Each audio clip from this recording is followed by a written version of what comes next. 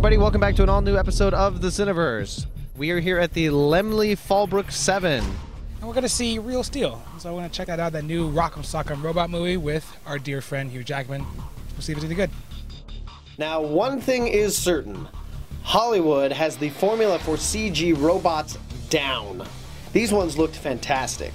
Not as complicated as the big Transformers, these mechanical pugilists seemed as real as the men controlling them. The sets, they were great. From the greasy underground battle arenas to the glittering main event, this not-so-distant future is one I wouldn't mind waking up to, let me tell you. The whole movie is beautifully choreographed dance to hip-hop and electronica, delivering the goods on every downbeat. Stylish, but most of all fun, Real Steel has you looking for more by the end. Hugh Jackman's the man. From Wolverine to Real Steel, he knows how to deliver a crowd pleaser. This time out, the odds he's playing a down-his-luck robot boxer with money problems and his ex-wife's kid to watch.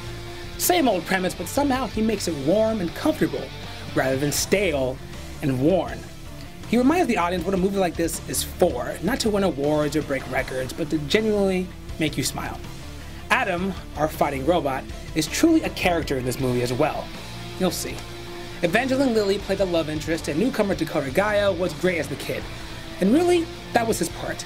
He played the catalyst for getting our boxing cliche up off the mat and back into the ring. And the thing is, you were cheering for him the entire time. I'll tell you guys right off the bat, when you buy a ticket to this movie, you're not going to find anything new. The story is an easy read, with nothing shocking or unexpected. Remember last time when we talked about Dreamhouse and how everything was telegraphed and you saw the whole story a mile away? It was the same here. Only difference was, this was awesome. Rather than yawning at the contrivance, you cheer the characters on. You know it's coming and you want it to. You're not on the edge of your seat in anticipation, but rather waiting for the smackdown so you can stand up and cheer. You know, I'll tell you what this was. Real Steel was the robotic remake of Rocky. Well, more like Rocky 3, but you know what I mean. Instead of the Italian stallion jogging up the steps, we've got a junkyard robot and a washout on the road to redemption. Instead of Mr. T, you've got your cliched mean rich girl and her prideful fighter with enough hubris together to make the final match a tasty affair to watch. Check it out.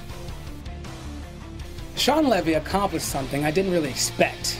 He made a movie about Rock'em Sock'em robots, really entertaining. I had a hell of a good time watching this. It reminded me of some of those great cheesy films from back in the 80s, like Karate Kid. Yes, some of the story was a bit ridiculous or underdeveloped, but you didn't care, because your main did it. He made it all the way. And Levy's direction also had its subtlety. Adam, our sparring robot, isn't a real person, but is a character nonetheless. I mean, his face says it all. Somehow, Levy got an inanimate robot face to be just as real as any humans. Reminds me of V Vendetta. The mask was the same. Always constant, but whenever the situation demanded, it expressed itself in meaningful ways. All said, Levy really delivered in all the goods here. Okay guys, so, Real Steel. Worth checking out? Absolutely. Yeah, it's a good movie, guys. Really, if I have to say this, my favorite movie of the year is probably Captain America. Cordell's probably X-Men First Class.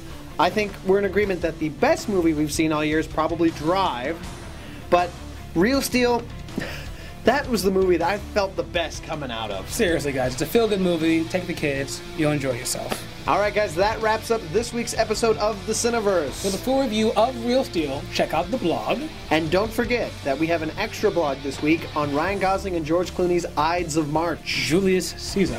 Yes. And join us next week when we review Footloose, kick off Sunday shoes. And The Thing. Special double episode. Double episode, guys. And don't forget, question, comment, concern. Email's always open. Talk to us. Tell us what you want to know. And we'll answer, maybe. And until next time, see you in the theater.